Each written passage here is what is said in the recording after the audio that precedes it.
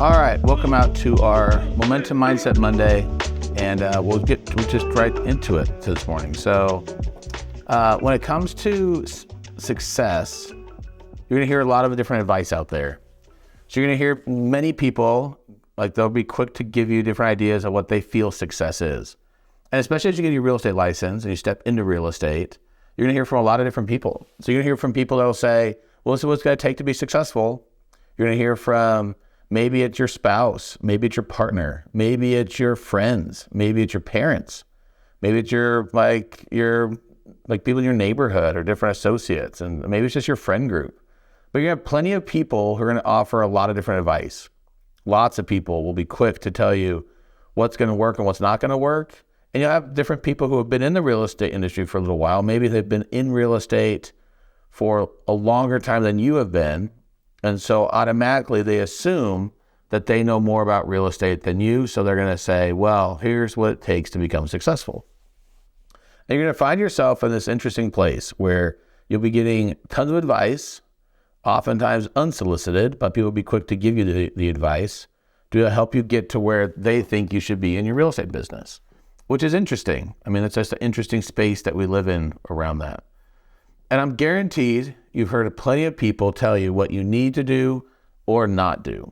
And maybe you've already started to see that. Maybe you've experienced that. And if you're not seeing the results that you expected originally, and you're not seeing the immediate payoff, then people are even more inclined to tell you what they feel that you should be doing. So you have more and more people that are going to tell you what you should be doing in your real estate business to be able to get the results that you should be getting. So they're quick to tell you all the things that you should be doing, and that's going to be one of the struggles that you're kind of battling back and forth during this process. So I thought today what we'll talk about are 5 myths to real estate success. These are common phrases and different things you'll hear out there that people have said or will say when it comes to real estate success. So we're going to kind of break through some of these different myths that you'll hear when it comes to finding real estate success. So here we go. Myth number 1, you need to be extroverted to be successful. So you hear people say that. Myth number 1, you need to be extroverted to be successful. And the question is that really true? Now you'll see some people that feel that they're in this sales mindset, and so they're extroverted, and so they naturally become this image of what real estate success looks like. But I would say that some of the top producing agents that I know are actually very introverted, that they find a lot of success as an introvert. In fact, if you can eat alone at a table for 2, you can pretty much do anything. The thing is, people connect with people that they relate to, and not everybody in the world is extroverted. In fact, there are a lot of people who are introverted, and those people have a greater connection with someone who is a little bit more introverted. Oftentimes, the people that are introverted are going to be a little bit more thoughtful. They're going to be a little bit more introspective, and they'll be able to have different ways of solving problems and connecting with people in a different way. So being extroverted is not a guarantee that you're successful in this business. In fact, some of the people who are maybe the loudest when it comes to real estate really aren't that successful. They just put on a good show. So again, myth number 1. Then we'll move into the next one. Myth number 2, real estate is easy money, and most agents make a ton of money. So for some of you that have gotten in the business, maybe you're starting to feel like, well, that's not quite true. But on the outside world, people think that real estate, it's kind of easy. How hard can it be? The pathway to get into real estate isn't overly difficult. I mean, it's 120 hours, pass a background check, get past 2 tests that you can take as many times as you want, and then you get into real estate. And out of pocket, you're out of pocket maybe $1,000, $2,000 at the most between all your real estate classes and getting board and licensed up. I mean, it takes more time and more money to be able to paint someone's nails professionally, or to cut someone's hair, or to do many other things. And yet real estate it's not a huge barrier of entry to get into this industry.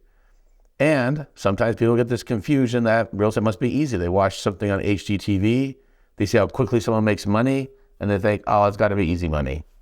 And that's not exactly how it works out for many people. In fact, a lot of hard work is hidden behind the nice things.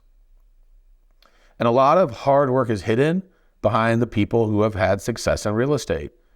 Too often you see people at various stages of their real estate business and you see how they currently run their business and mistake the current version of what they're doing, and they are not seeing the behind the scenes of what's really happening and making that successful. Myth number 3, you will find more freedom in your schedule. This is probably one of the more common themes of why people get into real estate in the beginning. They want more freedom. They don't want to work for someone else. They want to be able to control their schedule. They want to be able to take the time off that they want. They want freedom. They want to be able to make as much money as they want to make. They don't want to have somebody to dictate what that schedule looks like, and they want freedom in their life. And that's one of the more overarching themes of why people get into real estate. And what I found that there's 3 obstacles to this. Number 1, learning to set and hold boundaries. So it's great to have freedom and want to have freedom, but the challenge with that is sometimes the freedom comes at a cost. And that is, most of the time, someone who wants freedom has no idea how to set boundaries or to set boundaries with other people. One of the bigger challenges is now you're stepping into the role of a boss.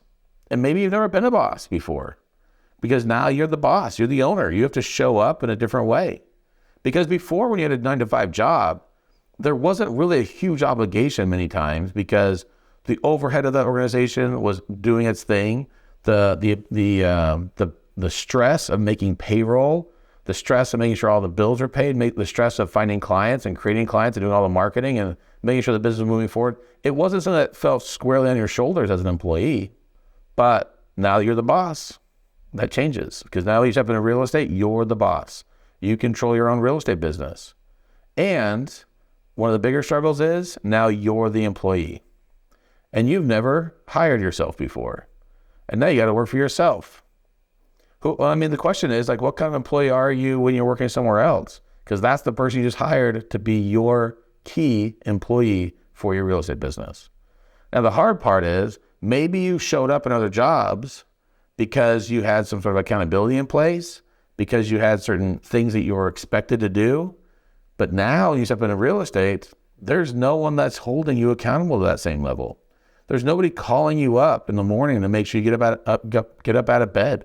There's no one that's getting on your case if you don't show up a couple days in a row. You're your boss. And so not only is it struggling because you're the boss, but now you're your number 1 employee. The question is, how good of an employee are you? And you'll find that out pretty quick. Because the biggest struggle that people have when they want freedom is now they have to hold themselves accountable. And that is a whole different ballgame. When you're holding yourself accountable, you show up differently. Question is, how consistent have you been on your own? When it comes to fitness, when it comes to eating, when it comes to other things that are so important for you, how do you show up? And those are just some different metrics around there, right? I'm just using the fitness as one. But the question is, and the struggle around this whole idea of freedom is, too often, freedom means they can do whatever they want. And so the mistake that agents make is they think that success is going to be created upon their own terms. So it's not too uncommon for me to meet up with people that say, well, I want to get into real estate and I want to make 6 figures, and this is how real estate is going to work for me.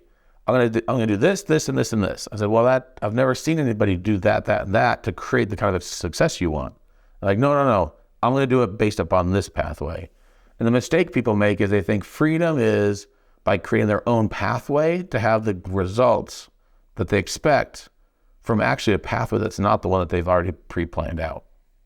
You've got to do the work to get to where you want to go. But freedom, it actually comes from doing the things that oftentimes aren't comfortable. Myth number 4, your family and friends will help launch your real estate business. That might sound true. You might think, well, yeah, I'll have people who will support me. The problem is that one of the worst things anybody can do is assume. I think fools assume. If people have really got together and they never assume anything, they believe that hard work and they prepare, but they never assume. So Coach K was one of the top coaches of all time. And he talked about one of the biggest mistakes that people do is they assume. One of the struggles that real estate agents make when they get into real estate is they assume that all their friends and family will automatically work with them. As if there's some sort of guarantee now because they're good buddies, because they grew up together, because like somehow that relationship capital in other parts of their world now equate that they have to be guaranteed real estate clients. And there's a lot of frustrations created here because the expectation is that all their friends and family will automatically start to use them. And the assumption is that that's a guarantee. And that is not the assumption. It's actually a form of entitlement. And entitlement is simply the belief that you deserve something, which is great. The hard part is you better make sure you deserve it. Do you really deserve the referrals and business of your friends and family? I would say that they would probably be the hardest people that you need to show that you have competency because they know you and they know where you lack in your life. So you assuming that you're a guarantee to get all their business is the dumbest thing ever. You have to show up at a whole different level, and you got to show up consistently. You have to show up that you know what you're talking about. You have to have some sort of competency. And it might just be that you have to show that you're part of an organization or a group that can vouch for all the flaws that you have because they know your flaws. At least with strangers, they don't know all the things that you fall short in life, but your family does.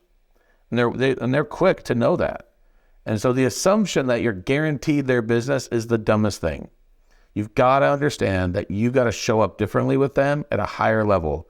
And you've got to show competency. And you got to show that you have evidences of success to be able to prove to them that you are worth and worthy of their referrals. Myth number 5, you are the brand and your brokerage doesn't matter. That just doesn't make any sense to me. Now I get it, like people know you for who you are and you have your name, which you've had as a brand for many years. But branding is the art of becoming knowable, likable, and trustable. And for many people, that your name isn't equated to that when it comes to real estate or in business. And you've got to start to build that up. And you're going to need people to help support that. Your brand, honestly, is what other people say about you when you're not in the room. So when you're not around, how are they going to talk about you and your competency when it comes to real estate? And probably the most important part of this when it comes to the brokerage connections is you're the sum of who you surround yourself with. Think about that. Your business will be a reflection of the people you spend time around. I am fascinated. Been doing this for many years. Been in real estate over 20 years. And it is fascinating to me to see how hard of a concept this is for real estate agents to understand. And I see agents all the time that think that getting success is going to be surrounding by, it doesn't matter who they surround themselves with. And so you have agents who just group together in unproductiveness and they don't get more productive. It's not surprising because they have committed themselves to being in a group of people that isn't pushing themselves to get to where they haven't been before. In fact, they just get around a bunch of non-productivity. They get around people who aren't productive and they just continue that perpetual cycle. So here's our bonus myth. You get one more. Talking about the 5, and we have one more. You will make more money by eliminating more and more expenses. This is a super common myth. Real estate agents think that the more they cut their costs, the more money they're going to make. As if there's some sort of secret to Grouponing and couponing themselves to success. But this is the simple path that a lot of agents go down. They think that by cutting all their expenses, they're going to make more money. Now, at a certain aspect, I can understand where you start to look at a net sheet and you say, well, if I'm grossing this much money and I have this many expenses, if I cut out my expenses, then I'm going to make more money. And that is the biggest fallacy when it comes to real estate. Because when you cut all your expenses and when you minimize the opportunity to create more business, you sabotage your ability to grow your business.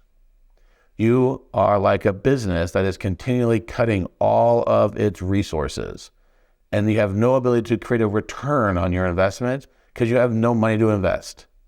And so your ability to grow more and create more income is crippled because you now are moving along a cycle that you don't have the ability to generate more income.